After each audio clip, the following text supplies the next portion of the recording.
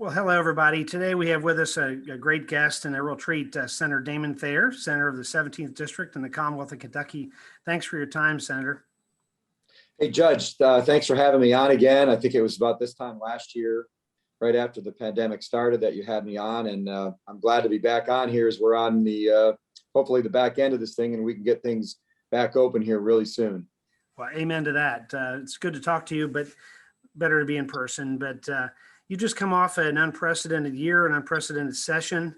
Lots to talk about that really matter to Kenton Countyans, obviously the entire Commonwealth. But maybe a couple of first things. I just have to say thank you for the great work on infrastructure. Maybe you could talk briefly about the broadband and water and sewer infrastructure opportunities you're making available. Well, when we were finishing up the state budget, we got news about the new federal dollars coming down from Washington, D.C., and we were able to appropriate about $1 billion of those dollars. And then we held another $1 billion or so in abeyance for either a special session later this year or next January when the regular session reconvenes. And we spent a lot of that money on infrastructure, particularly broadband, $300 million for broadband, including $250 million to help reach rural Kentucky residential broadband customers. About $50 million of that is for economic development and job creation, but $250 million of that is for rural areas, in particular residential development and broadband deployment. And that's going to hopefully affect my constituents in southern Kenton County in a disproportionately positive way. I just heard a statistic that of the 6% of our country that still does not have broadband available, most of that's in rural areas like southern Kenton County.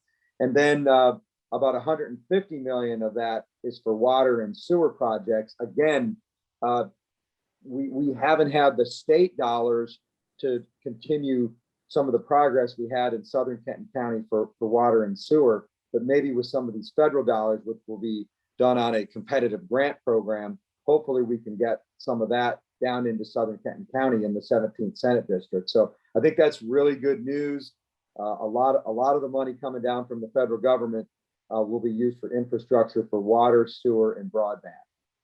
Well, it seems as though you really were very, very thoughtful about this, and obviously this opportunity, these new dollars, to make sure that they're long-term investments, and that's, and I know we appreciate that greatly. In addition to that, you've also allocated some dollars towards vocational training and really supporting businesses and making sure that we have the trained workforce that we need as well, which I think is worth noting as well. Yeah, as we come out of this pandemic and people start getting back to work, there are going to be opportunities for people. And when we've seen this trend recently where people are changing careers in middle age and even later in life. So we put $75 million towards local vocational educational money towards the Bluegrass Skills Cooperative for training grants, $1 million for an adult learner pilot program to help adults 18 years or older get a high school diploma, and $600,000 for employer apprenticeship services. So we've been committed to workforce development even before the pandemic, but I think coming out of it and the economy has changed, right? People's buying habits have shifted, the way they consume products and services, that's changed. And so that's going to be reflected in people's needs to change careers and find careers where there are well-paying jobs. So we're committed to that as well. We made pretty big commitments to education, $140 million to fund full-day kindergarten. And we passed educational opportunity scholarships for low-income working parents to have choices to send their kids to private schools. And Kenton County is one of only a handful of counties that are eligible for that, is one of only 6, I think, 90,000 plus population. So that's big news for Kenton County parents as well. Well, and I appreciate that support as well. That's going to go a long way, and really it's seeds of that kind of great legislation. I think that you'll probably see benefits for the Commonwealth for decades. So I think that's really great for the opportunity for those individuals to avail themselves of those other schools as well. One other area that I think is key is the voting reform work. It's been a hot topic nationally, but you've been on top of this for a while in Kentucky. Maybe you can update us on what we would see differently moving forward. Well, there were a lot of changes that were instituted last year on a temporary basis to deal with the pandemic.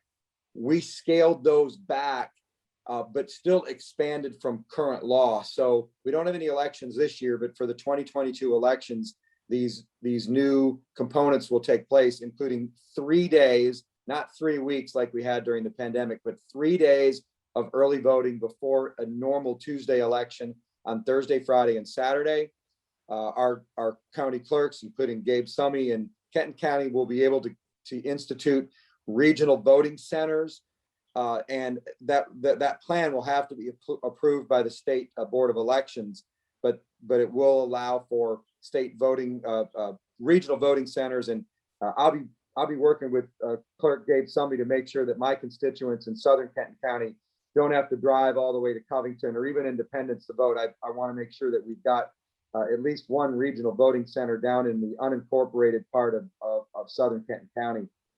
We're going to continue with the portal, a highly secure web-based portal where people with an excuse can request an absentee ballot no sooner than 45 days prior to an election.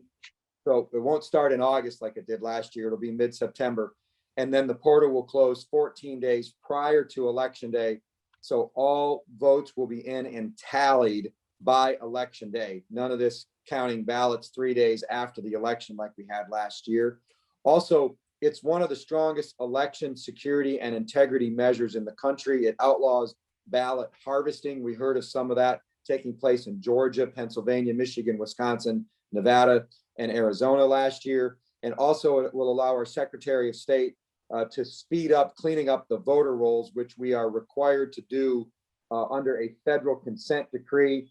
It'll allow him to move faster to remove people who are deceased from the voter rolls. And most importantly, people who move out of state. Once they re-register in another state other than Kentucky, it will allow the Secretary of State to be able to move quickly to remove them from the voter rolls. So that's going to help clean up our voter rolls and again, make it easier to vote and harder to cheat. You know, and I think it's very clear that anybody sees this, that you all were very thoughtful about this as well and not throwing out the baby with the bathwater, but really making some improvements. So again, kudos to that effort. It's very obvious. And also it's obvious as you look at this investment from infrastructure investment, workforce, business support, really expanding the full day daycare. I mean, those things are across the spectrum of what makes the Commonwealth of Kentucky great. And as you look into this, into 2021 and into 2022, what do you think the prospects? How do you feel about coming out of the pandemic and the prospects for the state in your district? Well, obviously I'm optimistic because Kentuckians are a hardworking lot, and I know people want to get back to work. They want to get the economy back open. I'm not pleased with some of the ways that Governor Beshear has managed the pandemic. I still think he set the vaccination rate, 2.5 million people vaccinated before I think that's too high, and people are feeling like it's a little bit of a vaccine mandate. And I want to say that I got the vaccine pretty early on. I was fortunate as a member of Senate leadership to take the 2-part Moderna vaccine. And I urge everybody who feels comfortable to take the vaccine. The more people get vaccinated, the sooner we get to herd immunity, and the sooner we get Kentucky back on track, and we can get back to less than 4% unemployment like we were before the pandemic. But it's a personal choice. I took it. I think people should feel confident in taking it, and I'm hopeful that we can get this mask. We eliminated the mask mandate in the session, but unfortunately the governor added it to his lawsuit. He's suing against a couple of our bills, and so it's still caught up in court. But I think we ought to eliminate the mask mandate, eliminate the capacity restrictions at restaurants and other businesses, and let businesses make decisions about what they want offered. If they want to do social distancing and continue the cleaning protocols, and if they want to make people wear a mask to enter and exit their restaurant, that's up to them. I think we need a little more personal responsibility. We know a lot more now than we did a year ago. And I think the sooner we can return to normal, the quicker we're going to get back on track economically. Well, and it well stated. And, one of the other topics as we wrap up is it's good to get back. We're going to get back to an actual derby, in-person derby. Maybe you can speak to what do you think that's going to look like? And, this has been a lifelong passion of yours. You're involved in it. Other than just being, and hopefully we have some wonderful weather, 72-degree weather or something like that, but maybe speak to the derby coming up. Okay, I'm gonna make you honorary weatherman for the Derby because that sounds like a great forecast. I'm going to the Derby this year. It'll be my 33rd Derby. I've only missed 2 since 1987, which was the first year I attended, and last year was one of those 2. So I was very unhappy that my 31-year streak was broken, but happy to get back at it this year. It's going to be different. I think Churchill Downs is only allowed to run at 60% capacity. I'm sure there'll be lots of sanitizing stations, lots of mask wearing, social distancing. I know they're trying to spread things out. They're going to open the infield up with limited capacity. And I've been to Keeneland, and it was, great to see fans back at the races. It'll be great to see fans back at the Derby. I wish it was full capacity. I think we could have managed our way through that, but here we are. I'll take 60%, and I'm glad to be going and exercising my right to enjoy the greatest 2 minutes in sports on the first Saturday in May.